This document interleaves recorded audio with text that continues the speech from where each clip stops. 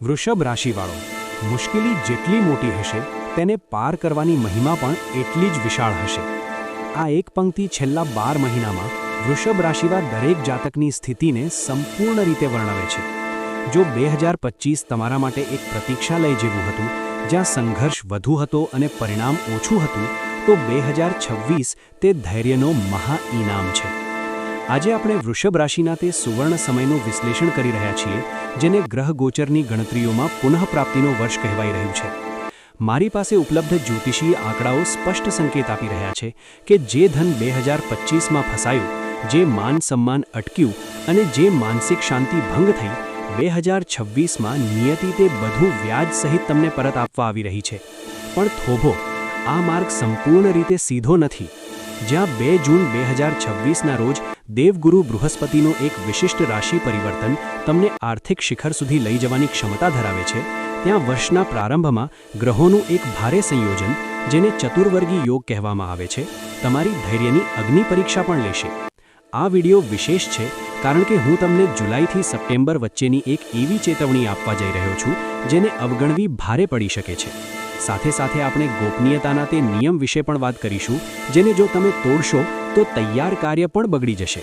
તેથી શાંત જગ્યાએ બેસો અને ડાયરી પેન સાથે રાખો, કારણ કે આપણે તમારા ભાગ્યના તારાઓનું સંપૂર્ણ વિશ્લેષણ કરવા જઈ રહ્યા છીએ. સૌપ્રથમ છે શનિદેવ, તમારા કર્મફલદાતા.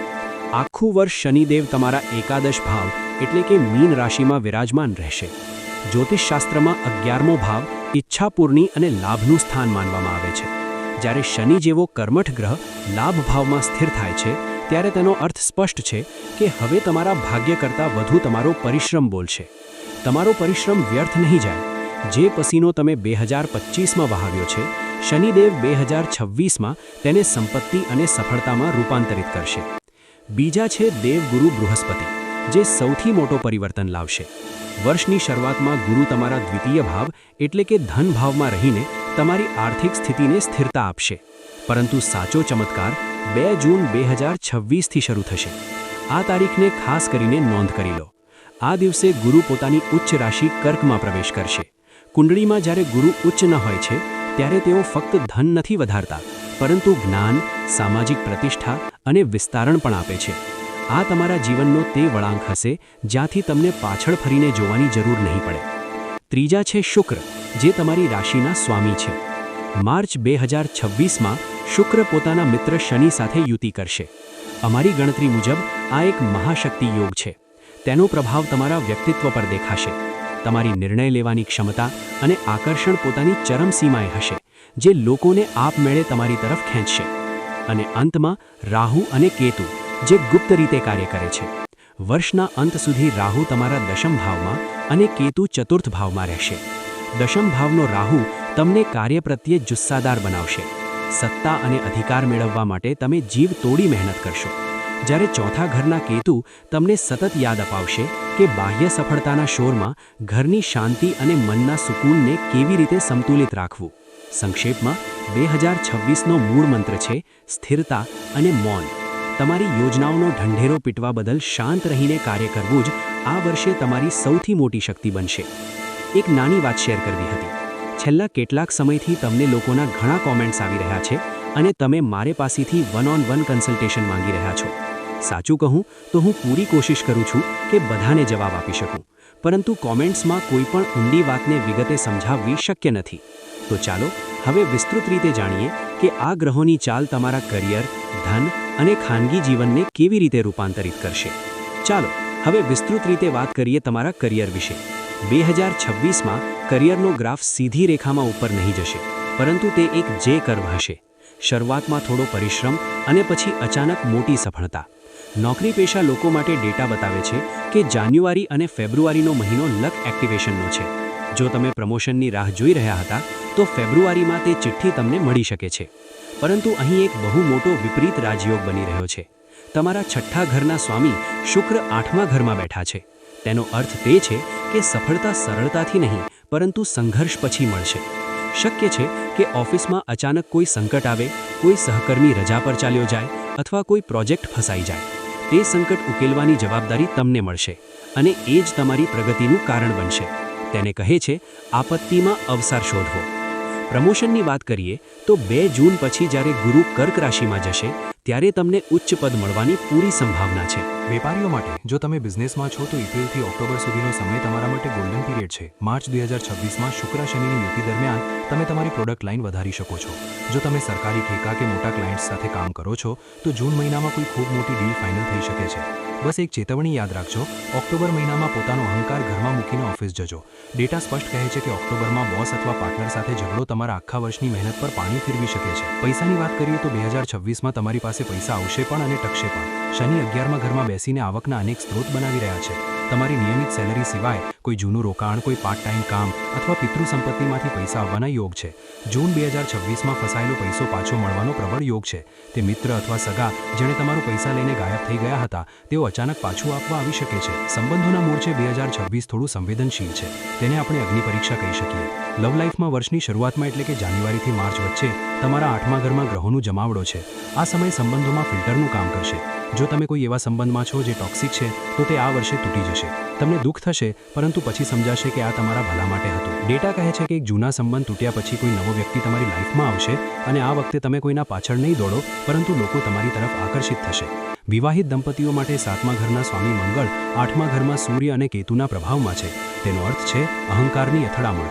નાની વાત પર મોટી ચર્ચા થઈ શકે છે. તેનો ઉપાય એ જ છે કે આ વર્ષે તમારું સૌથી મોટું હથિયાર મૌન હોવું જોઈએ. જ્યારે તમારો પાર્ટનર ગુસ્સામાં હોય ત્યારે જવાબ ના આપો. તમારી ચૂપ્પી જ સંબંધને બચાવશે. એક ખૂબ કડક ચેતવણી પણ છે. લગ્ન બહારના સંબંધોથી દૂર રહો. ગ્રહોની સ્થિતિ એવી છે કે જો તમે ભટક્યા તો પકડાઈ જશો અને બદનામી નિશ્ચિત છે. જે લોકો કુમારા છે અને લગ્ન કરવા માંગે છે તેમના માટે નવેમ્બર 2026માં શહેનાઈ વાગવાના પ્રબળ યોગ છે. વર્ષના અંતમાં પરિવારવાળા પણ માની જશે. મિત્રો, આ વિડીયોમાં હવે આપણે તે વર્ગની વાત કરીશું જે ઘરનું સ્તંભ છે પરંતુ ઘણીવાર પોતાની તબિયત અને સપનાઓને સૌથી અંતમાં રાખે છે. અમારી માતાઓ અને બહેનો એટલે કે અમારી હાઉસવાઇફ્સ. વૃષભ રાશિની મહિલાઓ માટે 2026 મિશ્ર પરંતુ ખૂબ જ મહત્વપૂર્ણ વર્ષ છે. ગ્રહોની ચાલ તમારા રસોડાથી લઈને તમારા મનની શાંતિ સુધી દરેક વસ્તુને અસર કરી રહી છે. સૌપ્રથમ તમને એક વાત સમજવી પડશે. આ વર્ષે કેતુ તમારા 4થા ઘરમાં બેઠા છે. 4થું ઘર મનના સુખ અને ઘરના વાતાવરણનું હોય છે. કેતુ ભાગ્યનો કારક છે. 2026માં ઘણીવાર તમને એવું લાગશે કે તમે પરિવાર માટે ઘણું બધું કરી રહી છો પરંતુ તમને તે પ્રશંસા અથવા શ્રેય નથી મળતું જેની તમે હકદાર છો. મનમાં એક અજીબ ખાલીપણું અથવા એકલાપણાનો અનુભવ થઈ શકે છે. મારી સલાહ છે કે આ ઉદાસી તમારી નથી પરંતુ ગ્રહની છે. તેને દિલ પર ન લો. આ વર્ષે તમારી ખુશીની ચાવી બીજાના હાથમાં ન આપો. પોતાના માટે સમય કાઢો. પરંતુ ચિત્રનો બીજો પાસો ખૂબ શાનદાર છે. જ્યાં કેતુ મનને ઉદાસ કરશે ત્યાં રાહુ તમારા 10મા ઘરમાં બેસીને તમને મહત્વાકાંક્ષી બનાવશે.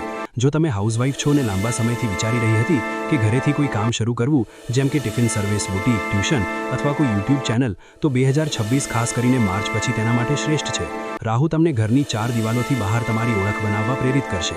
અને વિશ્વાસ રાખો, શુક્ર અને શનિની યુતિ તમને તેમાં સફળતા પણ અપાવશે. એક ખૂબ વ્યવહારિક ચેતવણી છે. કેતુ 4થા ઘરમાં છે અને અગ્નિભયનો યોગ છે. કારણ કે તમારો મોટાભાગનો સમય રસોડામાં વીતે છે તેથી ગેસ સિલિન્ડર, રેગ્યુલેટર અને વીજળીના તાર ચેક કરાવી લો. રસોડામાં કામ કરતી વખતે થોડી વધારે સાવચેતી રાખો. ગુરુની સ્થિતિ બતાવે છે કે આ વર્ષે તમે ઘરની ફાઇનાન્સ મિનિસ્ટર બનશો. પતિની આવકમાંથી જે નાની નાની બચત તમે કરશો તે વર્ષના અંતમાં મોટી રકમ બની જશે. અને ડેટા અનુસાર તમે આ પૈસાનો ઉપયોગ ઘરનું રેનોવેશન કરાવવા અથવા સોનામાં રોકાણ કરવા માટે કરશો. સ્વાસ્થ્ય બાબતે તમને જરાય બેદરકારી રાખવાની નથી. મહિલાઓના સ્વાસ્થ્ય માટે સ્પષ્ટ ચેતવણી છે. જો તમને અચાનક વજન વધવાની કે સતત થાક લાગવાની ફરિયાદ થાય તો તમારું થાઇરોઇડ ચેક કરાવશો. ગર્ભાશય અથવા ઓવરી સંબંધિત કોઈ પણ નાની સમસ્યા લાગશે તો તેને અવગણશો નહીં. તરત ડૉક્ટરને બતાવો. કામના ભારને કારણે કમર દર્દ અને પગમાં દુખાવાની ફરિયાદ આખું વર્ષ રહી શકે છે. તમારા માટે એક ખૂબ જ સરળ અને અસરકારક ઉપાય છે ડીક્લટરિંગ એટલે સફાઈ અભિયાન. દરેક શુક્રવારે ઘરના કોઈ એક ખૂણાને સાફ કરો. ભલે તે અલમારી હોય, રસોડાની દરાજ હોય કે તમારું પર્સ. બિનજરૂરી સામાન બહાર કાઢો. જેમ જેમ ઘરની અશુદ્ધ વસ્તુઓ બહાર જશે તેમ કેતુનો નકારાત્મક પ્રભાવ ઘટશે અને મનની શાંતિ પાછી આવશે. ધન અને કરિયર સારું છે પરંતુ સ્વાસ્થ્યનું શું? 2026માં તમારી ઊર્જા ઊંચી રહેશે. ગુરુની કૃપાથી તમે પોતાને યુવાન અનુભવશો પરંતુ ગ્રહોના કેટલાક વિશેષ સંકેતો છે જેને અવગણવા નહીં. જાન્યુઆરીથી જુલાઈ એટલે વર્ષનો પહેલો ભાગ સ્વાસ્થ્ય માટે થોડો ભારે રહેશે. 8મા ભાવમાં ચતુર્ગી યોગ ઈજા, અકસ્માત અને સર્જરીના યોગ વધારે છે. વિશેષ સમસ્યાઓમાં ડાબા ખભામાં ભાર અથવા દુખાવો, જમણા પગમાં ઈજા અથવા ફ્રેક્ચરનો ભય અને પાઇલ્સ જેવી સમસ્યાઓ થઈ શકે છે. મહિલાઓએ ખાસ ધ્યાન રાખવું જરૂરી છે. માનસિક સ્વાસ્થ્ય. વર્ષની શરૂઆતમાં રાહુના પ્રભાવથી મનમાં અજીબ બેચેની રહેશે. એવું લાગશે કે કંઈક ખરાબ થવાનું છે, જ્યારે હકીકતમાં બધું ઠીક રહેશે. આ બિનજરૂરી ભય છે. વર્ષ આગળ વધતા આ ભય દૂર થઈ જશે.